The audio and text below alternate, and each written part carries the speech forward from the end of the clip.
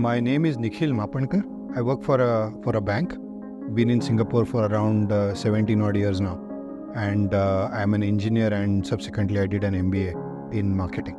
I've known Mandar for close to 11 odd years now, when we were colleagues in a prior organization, both of us. Right? And at that time I used to observe that Mandar was quite a lot into investments and so on. And I actually used to joke that don't know why you are working because you're so serious about investing. And I didn't know at that time that eventually he would become my financial advisor. Prior to meeting Mandar, my investments were all around were very traditional, like a typical middle class Maharashtrian guy. I had lots of fixed deposit. I had some mutual funds, and I had a house that I thought one of these days, as in when I need, I will sell. And I thought I was sort of set for life. But Mandar opened my eyes, so to say, on what else are the options that I have. I'm still relatively conservative on the entire spectrum, but I take far more calculated risks, is the way I'd like to put it. What I like about Mandar, he does a lot of research on his own, right? He's not just there pushing a company line or pushing something because he gets more incentive or his company tells him that these are the things that you need to push, right? He does a lot of independent research on his own. He has excellent sectoral knowledge, is what I've realized. And that is very helpful because by nature, A, I am lazy. B, I'm not so keen or not so well-versed or knowledgeable about investments. So with Mandar, my overall sort of growth journey, right, the way it has been, the returns are pretty good, better than what I expected. Definitely much better than me investing in my term deposits, fixed deposits and other stuff, because it was a more planned outlook rather than just putting stuff into traditional instruments. What I really like about Mandar, right, is his responsiveness, right?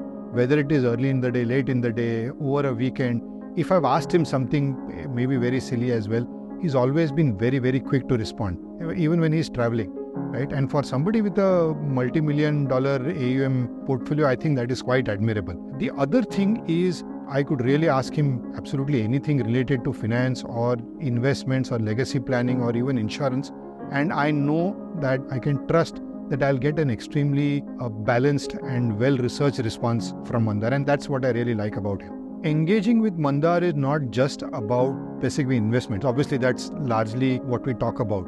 But if I've had to discuss anything around him, anything around financials, right? And let's face it, finance is an extremely important part of our lives. What we do, what we work is all to ensure that we lead a good standard of living and that we leave something behind for our descendants as well. So in that area, Mandar has been great to not just talk about finance or investments, but also about other things like legacy planning. Like a simple thing like making a will. In my friend circle in school, college, I must have been one of the first people who made a will almost 5-6 years ago. So from that to what should be the direction that my overall financial planning should take, and absolutely anything under the sun, Mandar has been a sort of one-stop shop for me. Hi, I am Nitin Gokhale. I am a technology professional by training engineer. I work for a technology company, a global technology company, as a pre-sales and business development professional. I'm in Singapore for around 27 years. Apart from work, I have a lot of these sports hobbies and trekking and mountaineering hobbies, and quite travel a lot around Asia Pacific. That was my kind of work and passion both. As you grow, as kind of focus on your growth, you always look for financial aspects. I came across a couple of financial advisors, consultants, but all the time their focus was product, very insurance-based, very product-based. It's very transactional.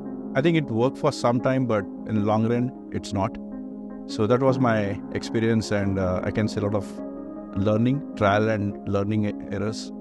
And I met Mandar in around 2015, around that, in some global event. It was a more volunteering thing, and both of us kind of friends that time. I was not aware Mandar was financial professional. And then it started the whole friendly discussions.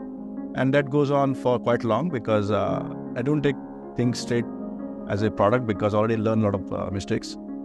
So with Mandar, I started talking about this financial thing, and then goes into that more like a goal setting thing. Like what was my goal? What I want to achieve those things. I'm not a financial professional or have a deep understanding about this investment and all. It took nearly 6 months to 1 year, where we start from scratch. Working with Mandar is basically, I can say, is like in a technology point of view, is a best practice, I can say. After a few iterations with Mandar, a lot of this so-called whiteboarding and those, I just put my goals and what the earlier situation is. And that's what we started a systematic roadmap. And then we start focus on execution. And that's what, like, we take the simple 3-step approach. And we have today is like in terms of income protection, income creation, and the distribution. So these 3 systematic way, I can say a best practices, or in maybe financial term, more like the whole approach or whole package approach, systematic approach. And it's all the way to the will part. And even my family or like my daughters is basically a director and say, you also do the similar roadmap planning and start from these 3 steps is very important. If I look back this way, last 8 years back when we started from step 1, and I look back the 8 years, the growth is quite happy, and also very happy that I started that journey with Mandar.